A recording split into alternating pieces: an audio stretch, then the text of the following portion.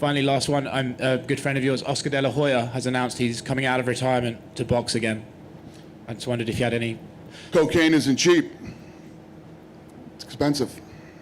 Got to make money. Thanks, Dana. Yep. Welcome back to Bram MMA and part 2 of the Dana White Angry Moments series. If you enjoy these types of videos, please make sure to subscribe as I upload regular MMA content like this. If I've missed any moments, please let me know in the comments section so I can include it in a part 3. Hope you enjoy. Frank Shamrock is an irrelevant jackass, okay? He's a two-faced lion. I mean, Frank Shamrock, I bet he didn't say on your radio show that he flew out to my office a month ago, sat down with me and tried to make peace with me. Did he tell you that? No. That's weird. I wonder why he didn't tell that, because you're a two-faced lion chump. That's what you are, Frank Shamrock. You're not going to do anything to get anything. What have you done for mixed martial arts in the last 10 years? What have you done? You haven't done anything. You're just a liar and a guy who's trying to keep himself relevant. That's what they're supposed to be there for. It is absolutely fucking insane when the promoter is trying to protect the fighters from the commission. You're talking about... This works against you in a sense because the more you talk about it, like Herb Dean was working tonight. How is Herb Dean not refereeing the main event? And the more you talk about it, the more they try to mess with you. Yeah, there's no doubt about it. I am absolutely positive. You know, there's obviously some incompetence there, number one, but there's a fucking huge ego there. There's a huge ego that would rather just stick it to us than do what's right. There's no doubt about it. I absolutely 100% believe that. And I think many of you believe that too. Dana, there was one story this week. I know you got a little bit of heat about people upset that Stitch Duran is gone. What's the status of that? Is there any chance that he could come back? No, he won't be coming back. Stitch Duran needs to learn what the meaning of the word friend is. Stitch Duran and I were never friends. We were work associates. We came up together in the boxing world, and when we hired Cutman, he was one of the guys that I brought in here. Love answering questions about these guys, but the head of Triller says that you blocked GSP from boxing Oscar De La Hoya and that you made a move for Jake Paul. Oh my God, don't even ask me about these idiots. Who gives a shit? Does anybody give a shit? I guess they You do? No, I don't give a shit what they think. You think I care what Triller thinks? No. Are you sick and tired of them mentioning UFC? I don't even take their calls. This idiot calls me every day, texts me every day. Please answer my call. Please talk to me. Why won't you talk to me? Because I don't give a fuck about you. Do your thing. Leave me alone. Go and do whatever it is you're doing. Knock yourself out. I could care less. Friends are people you call on the phone, you hang out with, you talk to all the time. Don House, who's one of our cut men, he and I were very close and still are, but Stitch Duran was never my friend, you know? And Stitch Duran, another thing about Stitch Duran, saying that I should have called him, I've never dealt with the cut men ever. We have a department that deals with them. We weren't friends, we're not friends, and no, he shouldn't have been expecting a call from me. And if he's my friend, why didn't he reach out to me, right? If we were such good friends and, you know, all that, you know. So that's that. That you brought him back into the cage. What did you say to him? Is this live? Yeah, okay. I said, are you out of mind? What are you doing? I just grabbed him in the hallway back there, too. I just grabbed him and said, you know, what is your problem? And he said, I was upset and disappointed. I said, well, next time you're upset and disappointed about winning, do it in the back, okay? Stay in the octagon. It's like professional suicide.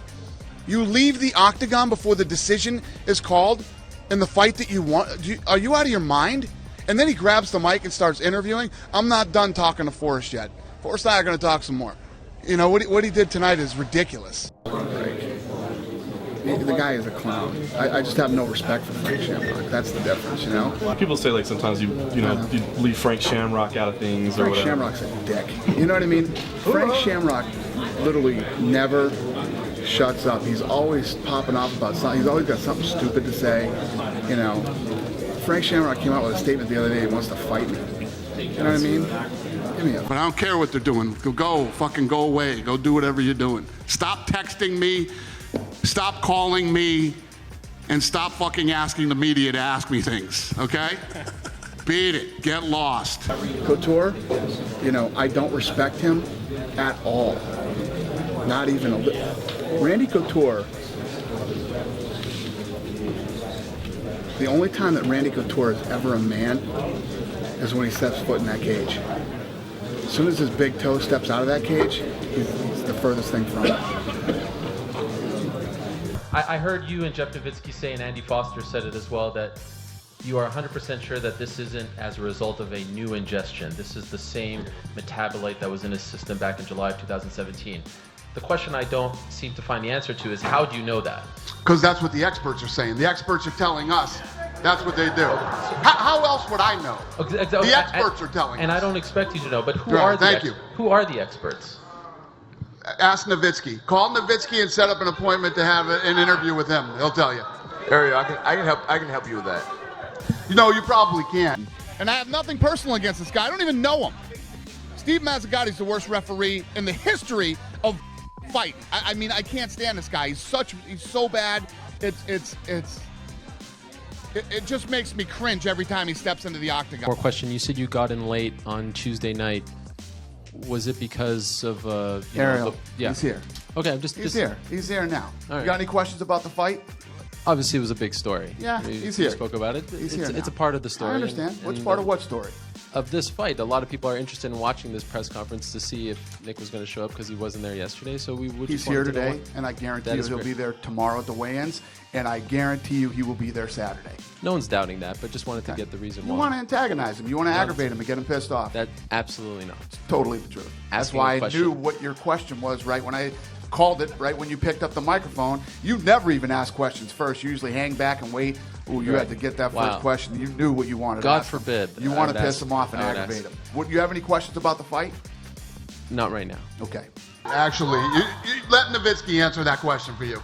I would love. Nowitzki's the expert on that. John Jones is calling it a pictogram, for Christ's sake. Okay? Unfortunately, he's not I don't here. think he can answer that question. So talk to Nowitzki.